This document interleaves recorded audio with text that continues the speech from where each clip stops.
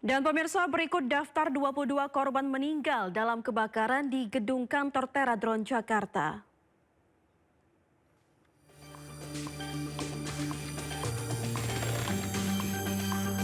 Korban tewas kebakaran gedung di Kemayoran. Yang pertama ada Ninda, kedua ada Apriana, 3 Ariel, 4 Yoga, 5 Pariem, kemudian 6 Novia, 7 Nisa, 8 Nazelia, 9 Rizda, 10 Asifa, lalu 11 Dela, 12 Siti, yang ke-13 ada Emelia, ke-14 ada Vina, 15 Chandra.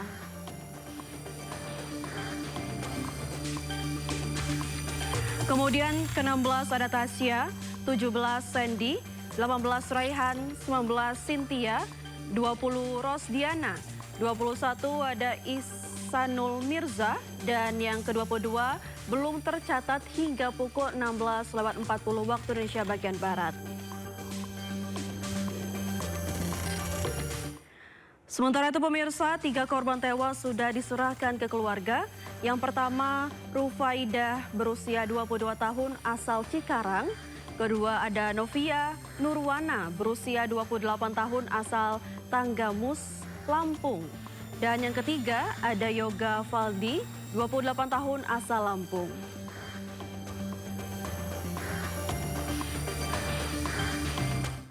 Pemirsa, isak tangis mewarnai penyerahan korban kebakaran gedung perkantoran Teradron di Cempaka Putih. Novia, salah seorang korban kebakaran, diketahui tengah hamil 8 bulan.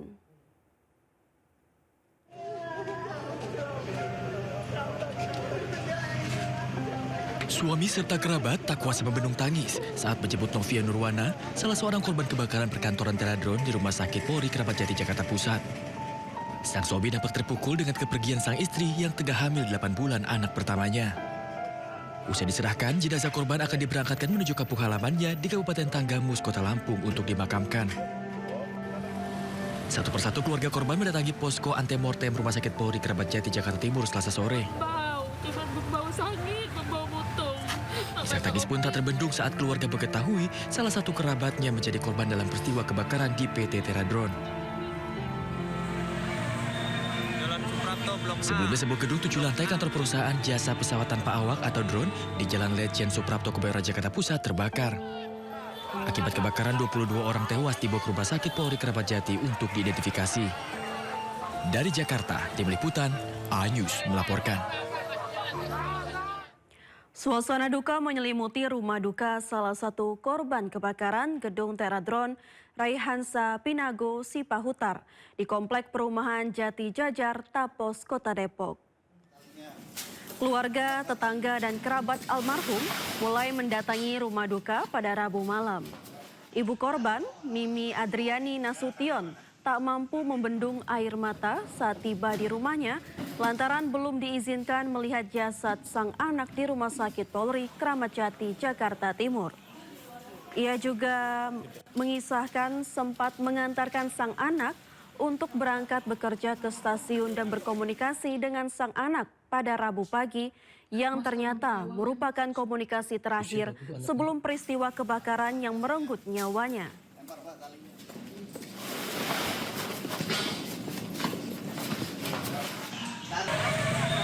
Jalan Suprapto Blok A. Blok Astagfirullahaladzim. Astagfirullahaladzim.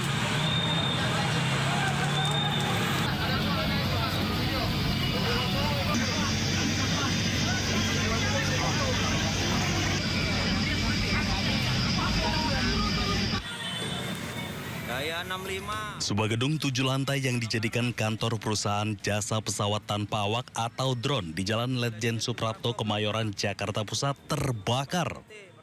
Titik api yang berada di lantai bawah membuat seluruh ruangan di lantai atas dipenuhi kepulan asap. Belasan karyawan terjebak di lantai paling atas gedung. Evakuasi berjalan dramatis, para karyawan harus bergantian menuruni anak tangga setinggi 15 meter di dinding luar gedung.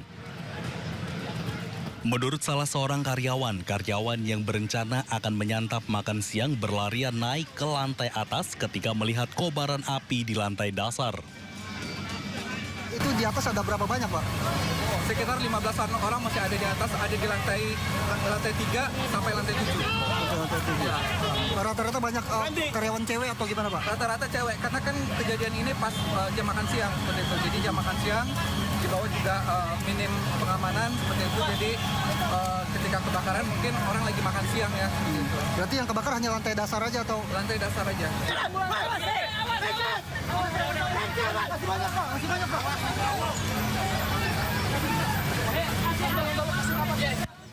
Api berhasil dipadamkan 1 jam kemudian setelah 28 unit mobil damkar diterjunkan ke lokasi. Belum diketahui pasti penyebab gedung tersebut terbakar. Dari Jakarta, Rani Sanjaya, iNews melaporkan.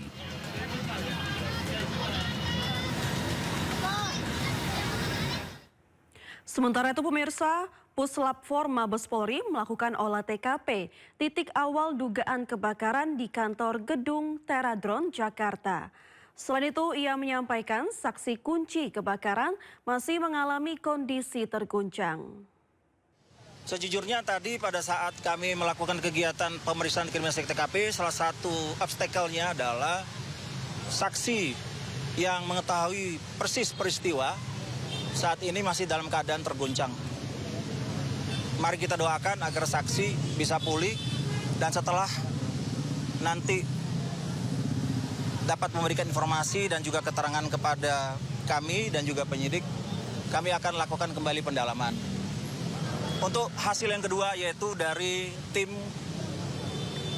Bioser Bit Kimbio 4 Puslap 4 Baris Krim Polri dapat disampaikan kepada teman-teman dan masyarakat bahwa atas koordinasi antara tim Kimbio dengan tim penyidik dan juga tim identifikasi untuk korban sejumlah 22 ditemukan dalam keadaan utuh dan masih dapat diidentifikasi.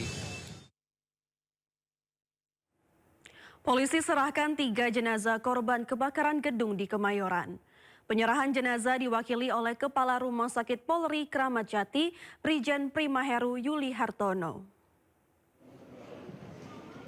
Korban teridentifikasi berdasarkan sidik jari. Dalam kebakaran di Kemayoran ini, polisi telah terima 22 kantong jenazah. Korban merupakan karyawan perusahaan yang bekerja di gedung tersebut.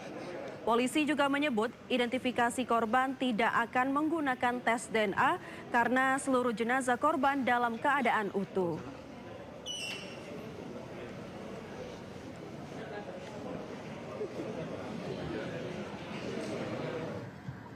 Terima kasih Bapak Karungkit. Sebagaimana disampaikan oleh Bapak Karungkit tadi bahwa ada 3 korban meninggal yang bisa kami identifikasi sampai pada saat ini. Kami sampaikan untuk kantong jenazah dengan nomor 005 cocok dengan data antemortem nomor 017 teridentifikasi sebagai Rufaida Latifunisa. Saya ulangi, data PM 005 cocok dengan data M 017 teridentifikasi sebagai Rufaida Latifunisa, perempuan 22 tahun, beralamat Telaga Sari, Cikarang Barat, teridentifikasi berdasarkan sidik jari, catatan medis, dan properti. Berikutnya, kantong jenazah dengan nomor 006, cocok dengan data antemortem 005, teridentifikasi sebagai Novia Nurwana, perempuan 28 tahun dengan alamat Tenggamus, Lampung, teridentifikasi berdasarkan sidik jari, gigi, medis, dan properti. Berikutnya, yang ketiga, kantong jenazah nomor 007, cocok dengan data antemortem nomor 006, teridentifikasi sebagai Yoga Valdier Yaser, laki-laki 28 tahun, beralamat di Metro Lampung, teridentifikasi berdasarkan sidik jari, gigi, medis, dan properti. Demikian ketiga korban meninggal yang bisa teridentifikasi sampai saat ini.